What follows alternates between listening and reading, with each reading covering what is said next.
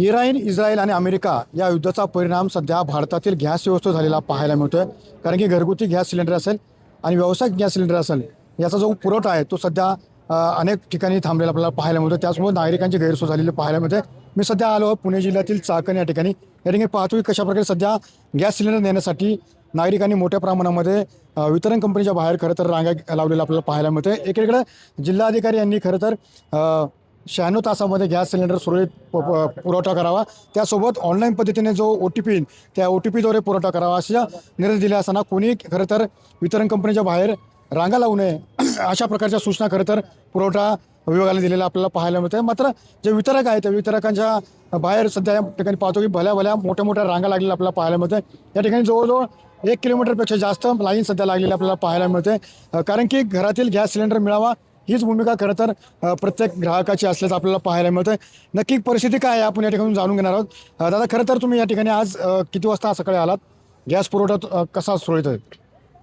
इथली जे कार्यव्यवस्था आहे ते काही ठीक नाही. कारण का आम्हाला जे सूचना दिलेल्या होत्या त्याप्रमाणे त्यांनी होम डिलिव्हरी म्हणले 6 दिवस झाले होम डिलिव्हरी नाही भेटली.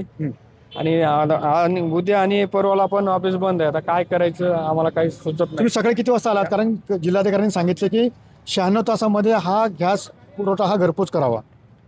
96 तासात मग 6 दिवस झाले का नाही झाले होम डिलिव्हरी? व्हायला पाहिजे. कॉल लावलं तर कॉल उचलत नाहीत. त्यांनीच म्हणतात की आमच्याकडे साठा उपलब्ध नाही, म्हणून आम्ही इथं मेन ऑफिसला आलो. खरं तर जिल्हाधिकाऱ्यांनी आदेश दिलेत आणि त्या आदेशानुसार खरं तर वितरण कंपनी आहे त्या वितरण कंपनी या ठिकाणी बोर्ड सुद्धा लावलेला आहे, कृपया आपणवरती विश्वास ठेवू नये आणि सिलेंडर घेण्यासाठी ऑफिसला येऊ नये ही नम्र विनंती करण्याचे असे बोर्ड सुद्धा या ठिकाणी लावलेले पाहायला मिळतात.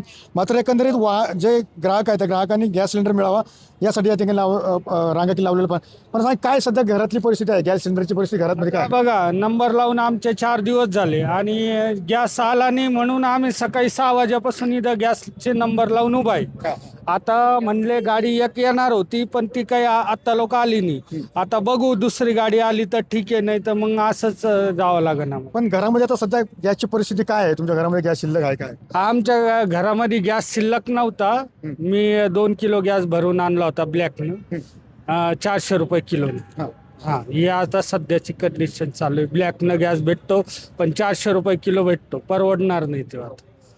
खरं तर ब्लॅकने सिलेंडर मिळतो मात्र 400 रुपये किलो मिळतोय. कसं तुमचा रोजगार कसा असेल किंवा काय? आता माझा रोजगार 600 रुपये रोज आहे मला. आता त्याच्यात मी रोजगार कटून बघा, आता तुम्ही 400 रुपये किलोनं 2 किलो गॅस भरला. माझ्याकडे कार्ड असून सगळं असून मला एजन्सी 4 दिवस गॅस नाही देते, तर मी काय करणार आता? अशा कंडिशनमध्ये 2 किलो गॅस भरवला, आज संपला जर तर मग मला काय करावं लागेल तुम्हीच सांगा. आता चूल पेटावं लागेल का गॅस आहे, काय करायची ती कंडिशन आहे सध्या.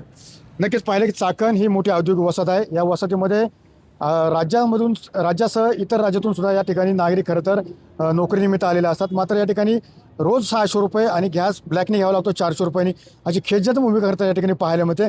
मात्र आज जर गॅस भरून मिळाला नाही तर घरातला स्वयंपाक कसा करावा असाच प्रश्न सध्या या नागरिकांपुढे उपस्थित असलेला आपल्याला पाहायला मिळतोय.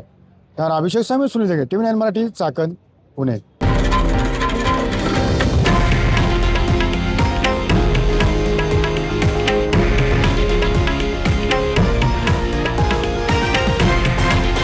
हे आहे देशातील नंबर 1 न्यूज नेटवर्क आणि आपण पाहत आहात TV9 मराठी, एकमेव.